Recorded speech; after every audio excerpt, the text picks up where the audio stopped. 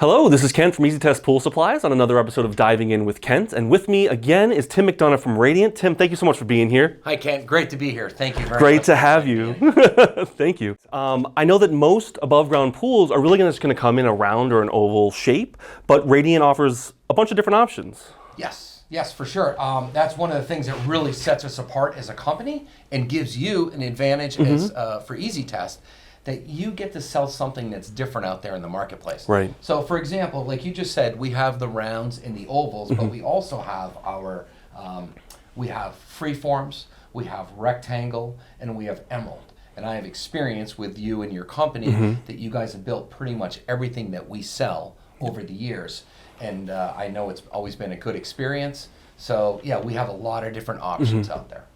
Yeah, those freeforms in particular are really neat. I mean, it gives you that in-ground look, but in an above-ground application. It's really cool.